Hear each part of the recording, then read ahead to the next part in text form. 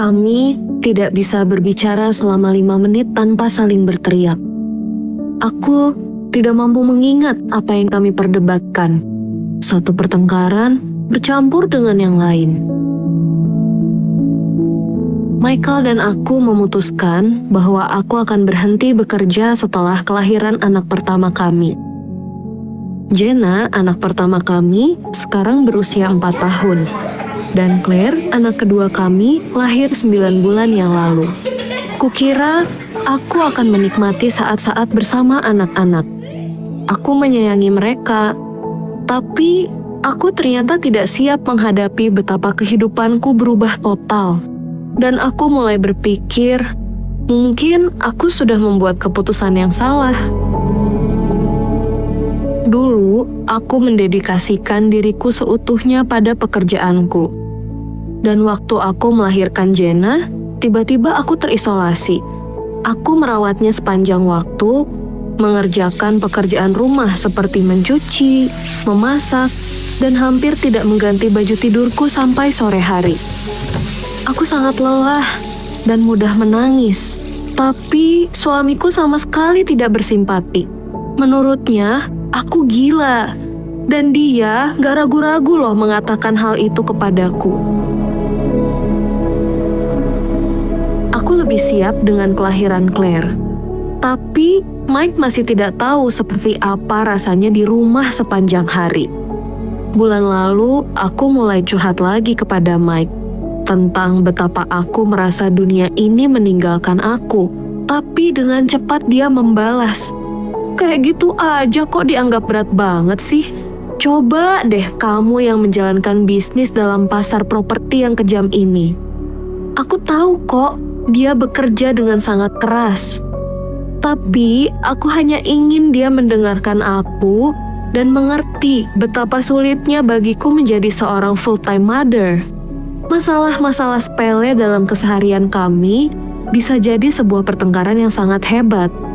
Pernah suatu kali kami dalam perjalanan naik mobil, dan aku memintanya untuk berjalan lebih lambat. Lalu dia akan membentakku dan berkata, "Kalau kamu gak suka dengan caraku nyetir, kamu boleh nyetir sendiri." Kami tidak kekurangan dalam hal keuangan, tapi masih aja Mike memperhitungkan segala sesuatu dengan sangat ketat. Bila aku ingin membeli teko kopi yang baru, aku akan dikuliahin panjang kali lebar bahwa yang lama tuh masih bagus, masih bisa dipakai. Beli yang baru tuh cuman buang-buang uang aja, dan seterusnya. Bahkan dia bisa marah sekali kalau aku membelikan Jenna kue rasa beri di jalan menuju sekolahnya. Mike juga ngira kalau aku menghabiskan waktu terlalu lama mengobrol di telepon dengan teman-temanku setelah anak-anak tertidur. Tapi hanya itu satu-satunya cara bagiku untuk tetap berhubungan dengan orang-orang yang bisa mendukungku secara emosional. Kami menikah 5 tahun. Awalnya, kami selalu sependapat. Kami bertemu pada sebuah kencan buta dan bisa ngobrol berjam-jam. Aku sangat terkesima dengan caranya mendekati dunia yang begitu rasional. Hanya sedikit yang ku ketahui tentang dia, dan itu membuatku penasaran. Dia juga sangat romantis. Dia ngirim mawar ke tempatku kerja tanpa alasan apapun. Sekarang, rasanya kalau bicara dengan Mike tuh, seperti memilih jalan yang banyak ranjaunya. Mike sensitif banget. Dia cepat merasa terhina dan bersikeras kalau aku mengkritiknya. Padahal, aku gak melakukannya. Tidak mudah bagiku untuk mendapatkan pasangan yang cocok. Karena pernikahan orang tuaku adalah bencana, dan aku tidak ingin ketika aku menikah, aku merasa jatuh dalam bencana yang sama seperti pernikahan mereka. Papaku adalah seorang pengacara yang juga pecandu alkohol dan narkoba, serta seorang petualang cinta.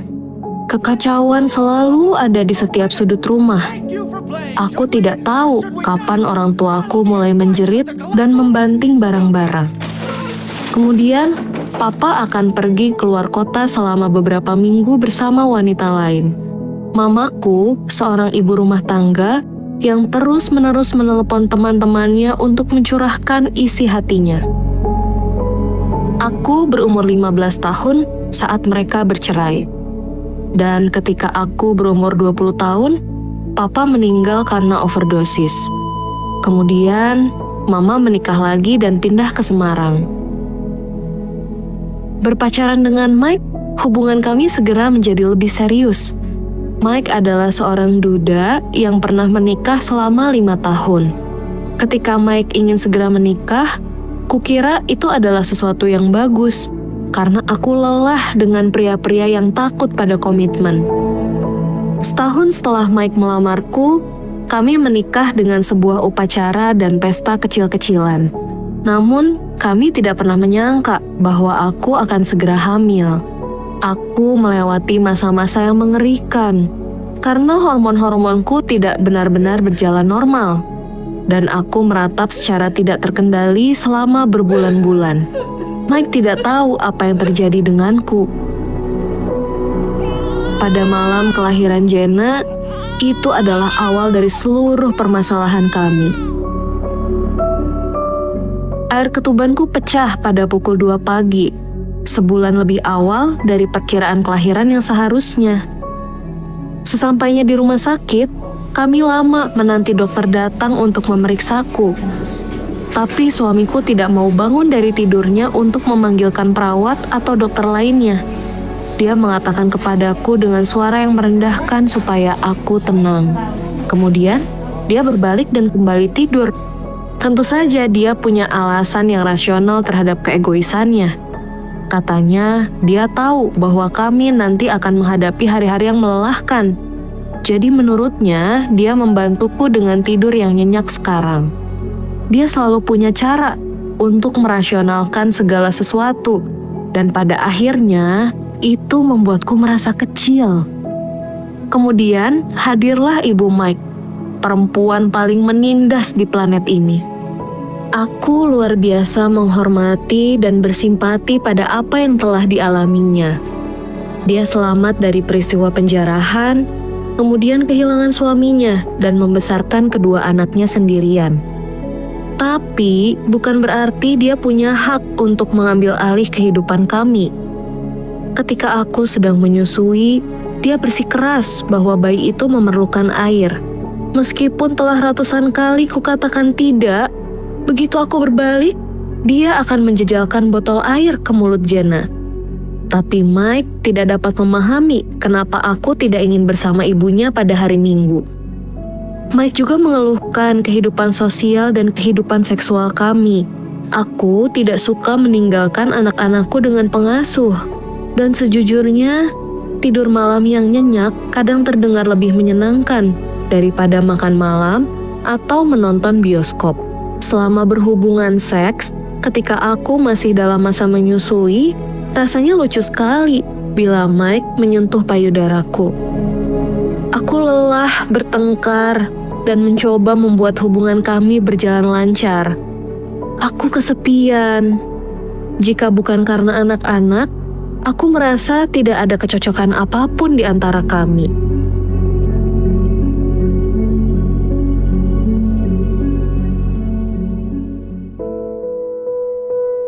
Mengapa Valerie berpikir bahwa hanya dia yang berusaha memperbaiki hubungan ini? Tinggal bersama dia bukanlah hal yang mudah. Apa saja dan segala sesuatu dapat membuat istriku tidak puas. Kukira dia tidak tahu sama sekali seperti apa dirinya. Aku tidak menghargai sifat negatif dan kekasarannya. Dalam catatannya, aku tidak cukup ambil bagian. Dan bila aku melakukannya, aku selalu salah. Bila aku yang berbelanja, aku selalu ditanya hal-hal yang menyelidik. Kenapa kamu beli makaroni dan keju merek ini? Jenna tidak suka selai kacang semacam itu, dan bla bla bla bla bla.